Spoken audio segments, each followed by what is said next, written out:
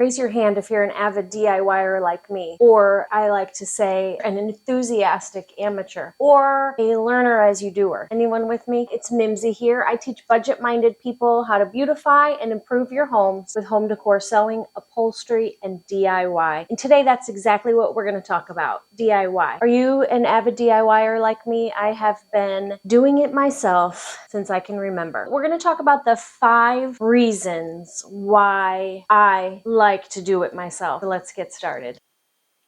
Number 1, and this is one of my favorites. My absolute favorite is number 5. But number 1 is that you can completely customize your space or whatever it is that you're doing. You can make it exactly the way you want it because you don't have somebody telling you, oh, that's not a good idea, or that's going to cost you a whole bunch of money. You just don't have anybody who will try to sway your decisions because they think that that way of doing something is out of style or it's just not the way that it's done. Now, I know that there are certain ways to do things in construction and in sewing and in upholstery. There are certain ways that you have to do things because things build upon each other. And if you don't do your studs 16 inches on center, then you won't be able to hang your drywall the proper way. You know, there's reasons for things. But I'm talking more about decor and design. You can paint your refrigerator if you feel like it. I'll quick give you an example of a situation where I was redoing my kids' bathroom, the bathroom I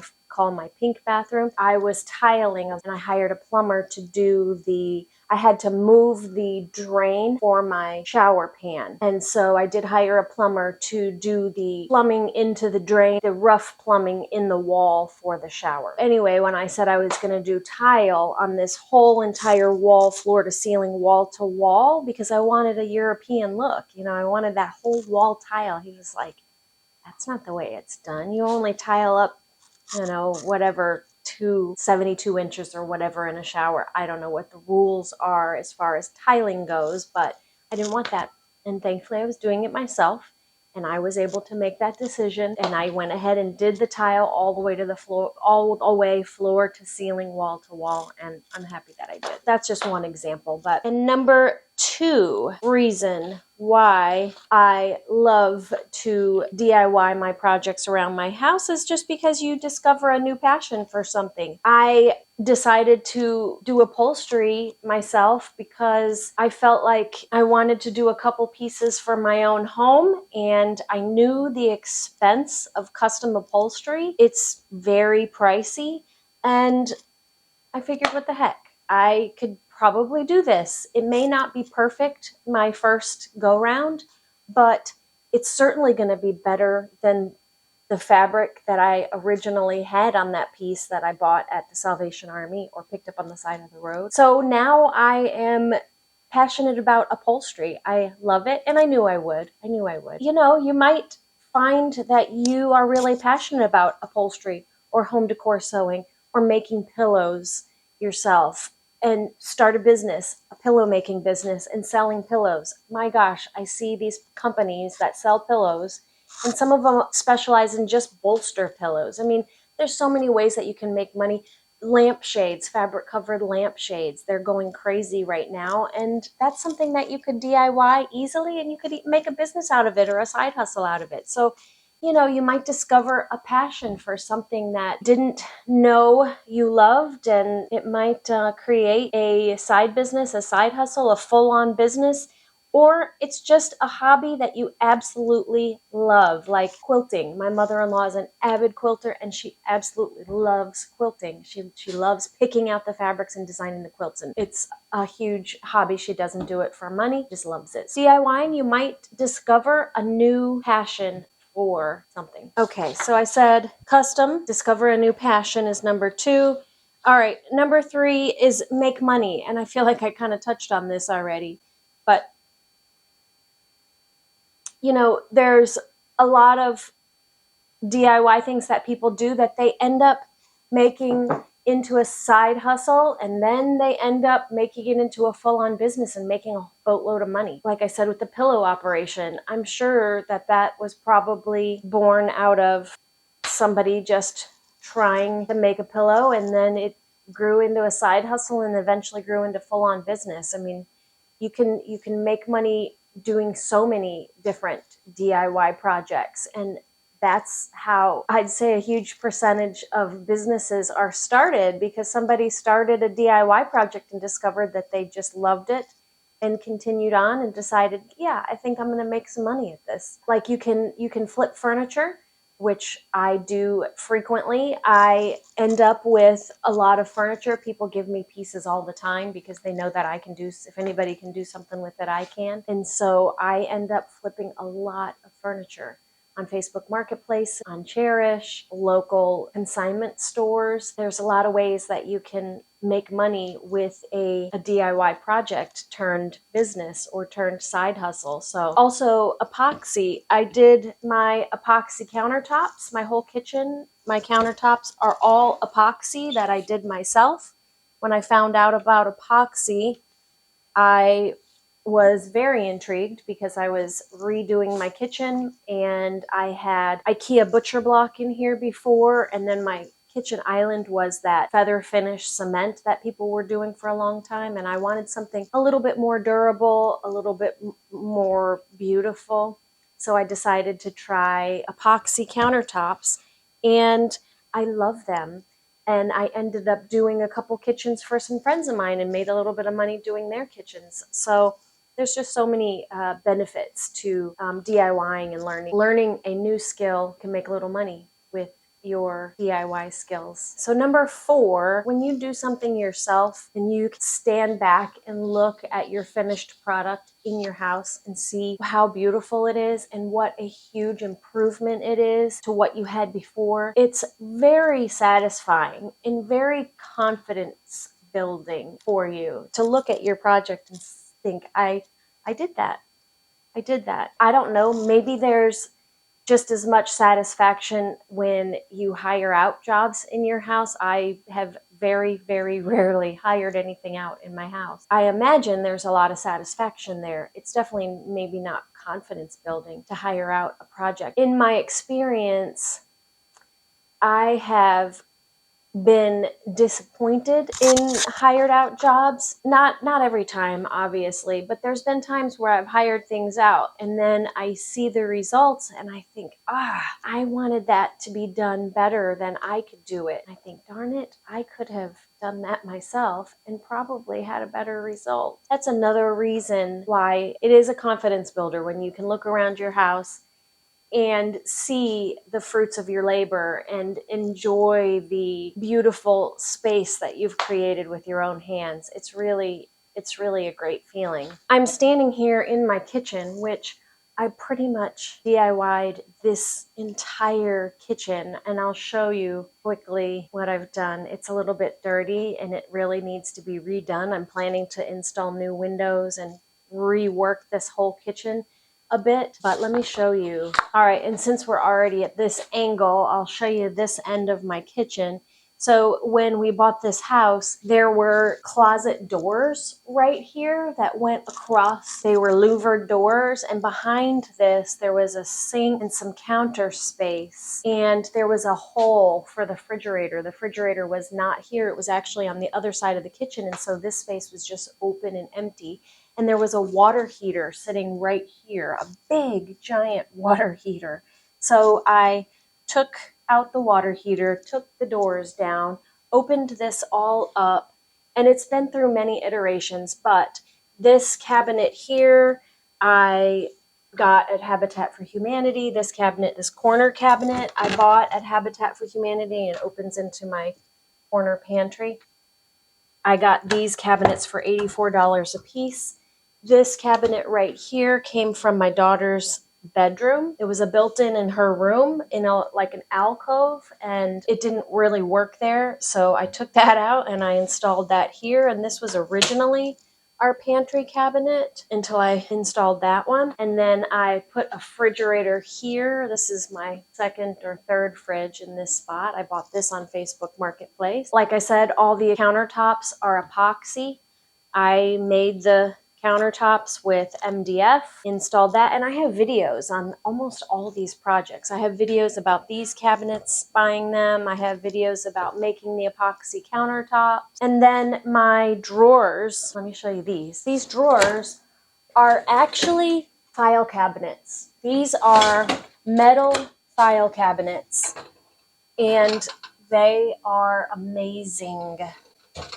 I have 2 metal file cabinets. They are huge and they hold so much stuff. Look at this. I put IKEA dividers into the cabinet and it holds so many dishes, so much weight, and they just slide so easily. I trimmed out the fronts of them to match my shaker style cabinets and used these cabinets here on either side of my stove. I bought these at Habitat for Humanity, and I completely built this island myself. I put the 2 drawer bases. These are big, huge drawers. This is the way the island looks. The drawer bases are in there, and then I put a leg on either side and then trimmed this all out with shiplap and painted the whole thing to create this whole island. And then this is just plywood with an epoxy finish on the top of it. What I'm going to do in my kitchen next is actually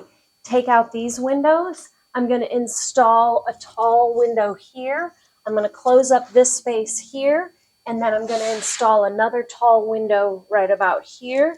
And in this space that I close up, I'm going to put a range hood, and I'm going to flip my range from my island over to this run, so that my island is completely just one seamless top. And then my range will be here with 2 windows on either side and a hood, so that my kitchen will have a focal point instead of an offset window like this. So that's my plan. Getting way off subject. The number 5 reason, and the biggest reason why I DIY pretty much everything in my own home, is to save money.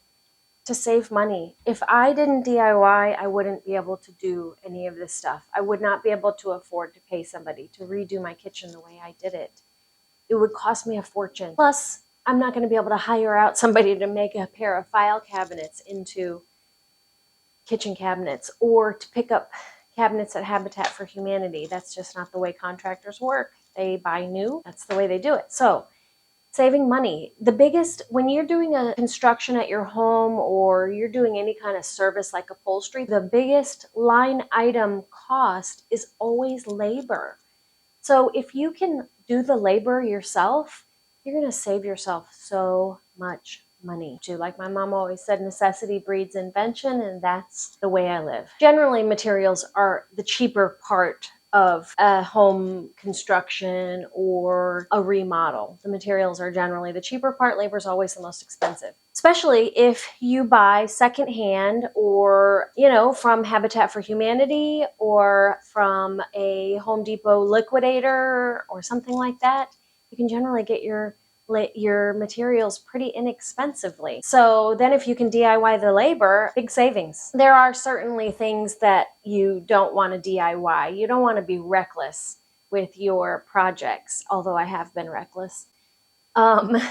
There's some things that are definitely better left to a professional. You have to be careful when you're talking about structural supports in your home. Certainly don't take down walls if you don't know whether or not they're load bearing. Obviously, you got to be careful with electricity. But, for the most part, you can do a lot of design and decor things yourself, and a lot of renovation stuff yourself too. The thing that inspired me to make this video was I went to the library and checked out the book, the DeVol Kitchen book, and I was so inspired to start DIYing again because I looked at their book and looked at their beautiful kitchens that are so spectacularly beautiful. And they're like furniture in their kitchen. They don't do wall-to-wall, floor-to-ceiling cabinetry everywhere. Their kitchens are so custom, and they incorporate furniture into their kitchens. And, they're working often in old homes in England and Europe and in the United States too. But all those quirky things in old homes are what make the home. Those are the things that we love. Those just quirky things that you look at and you wonder, I wonder why that's the way it is. That's something that I get down on myself about with DIY is that some of my stuff is not perfect, and my cabinet trims are not all the same, and sometimes I think, oh, why do I do this? Why do I DIY? Why don't I just hold off and save up my money and have a professional do it? And sometimes I go through phases where I think that, and then I think, no, why am I thinking that? Why don't I just do this? No matter what, it's going to be better than what I had. Like, I my cabinetry is not perfect, but it's so much better than what I had, and I so love it. Even though my profiles on my cabinets don't all match, it looks so much better than what I had. So that was one of the reasons I was inspired to make this video, and I'm inspired again to start doing more projects around my house. I've been kind of in a funk with my house because I was feeling down about unfinished projects and things that just seemed kind of half-assed, but still even if they're halfway, they're still better than what they were before I started them. So I'm inspired again to start DIYing around my house again. So I'm excited. So I'm excited to share some DIY projects with you. I've been doing a lot of upholstery and home decor sewing videos on my channel, and so I'm really excited to start doing some more house DIYs. So anyway, if you're into DIYing, let me know in the comments below what kind of projects you'd like to see, or are you just here for the home decor sewing and the upholstery? I don't know. Let me know in the comments. The DeVol Kitchen book really inspired me. I've watched all of their episodes on the Magnolia Network. Anyhow, I've watched all their shows, but the book, if you haven't read the book, the DeVol Kitchen's book, it goes way deeper into each of their stories and things, and so it's really, really great. I'm going to quote Robin McClellan. He's the Robin McClellan from DeVol Kitchens. I'm going to quote him because when I read this, I was like, yes, this is me. He said, "I like the old-fashioned notion of being an enthusiastic amateur, making and fixing things yourself and not being reliant on paying someone else." So I guess I'm a little old-fashioned too.